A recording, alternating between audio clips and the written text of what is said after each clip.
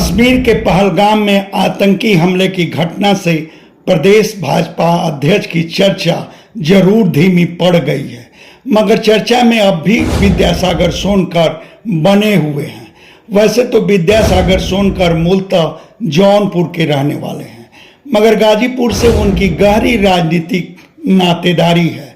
पहली बार वह वर्ष 1996 में सैदपुर संसदीय सीट से सांसद चुने गए थे। बाद में परिसीमन में सैदपुर संसदीय सीट का वजूद खत्म हो गया। फिर 2017 में विद्यासागर सोनकर सैदपुर विधानसभा सीट से लड़े थे, मगर जीत नहीं पाए थे। बाद में भाजपा उन्हें एमएलसी बनाई थी, साथ ही उनको पार्टी संगठन में प्रदेश महामंत्री का पद भी सौंपी। और अब जबकि नए प्रदेश अध्यक्ष की नियुक्ति की बारी आई है, तो उस रेस में विद्यासागर सोनकर का नाम भी गिनाया जाने लगा है। भाजपा में नए प्रदेश अध्यक्ष के लिए विद्यासागर सोनकर का नाम तब उछला है जब यह माना जाने लगा है कि समाजवादी पार्टी के पीडीए फार्मूले की काट के लिए भाजपा अपने प्रदेश अध्यक्ष का पद किसी पिछड़े या फिर अनुसूचित जाति के नेता को ही दे सकती है।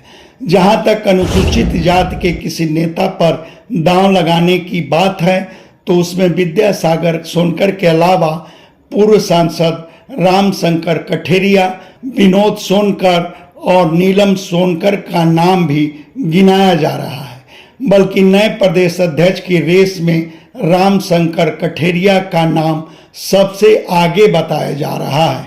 कठेरिया डॉक्टर भीमराव अंबेडकर विश्वविद्यालय आगरा में हिंदी के प्रोफेसर भी हैं।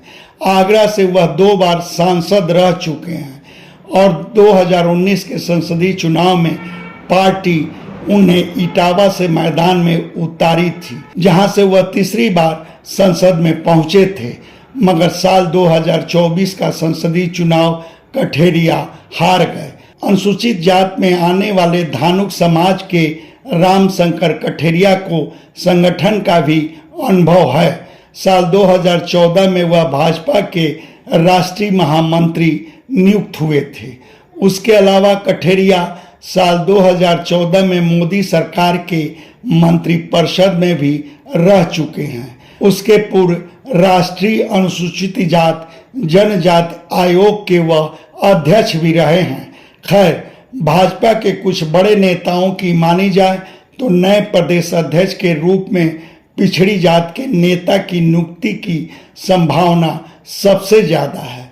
वजह पार्टी पिछले 2 विधानसभा चुनाव पिछड़े प्रदेश अध्यक्ष की अगुवाई में ही जीती है।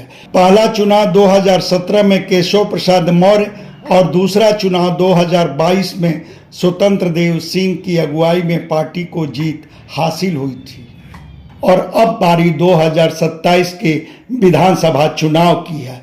लिहाजा पार्टी की कोशिश होगी कि प्रदेश अध्यक्ष का पद उसी नेता को दिया जाए जिसकी अगुवाई में पार्टी लगातार तीसरी बार 2027 में भी विधानसभा चुनाव जीत दर्ज करा सके।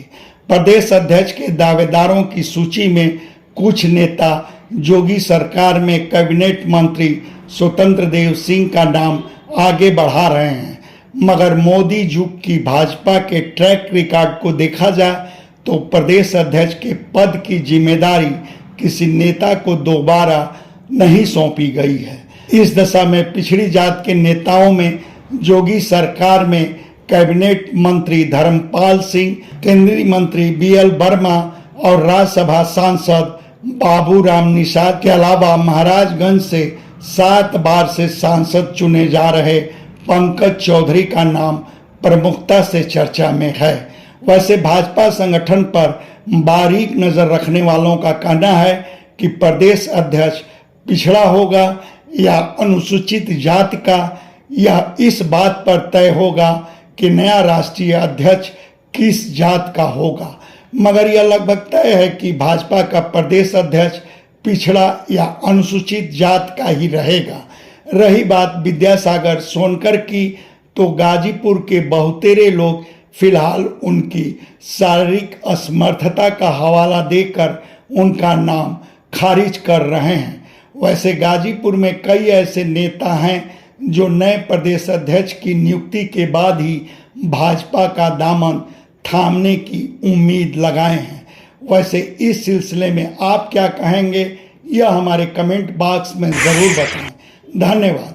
आपसे आग्रह है कि हमारे चैनल को लाइक करें, शेयर करें, सब्सक्राइब करें और फेसबुक यूज़र हैं तो हमारे पेज को फॉलो करना ना भूलें।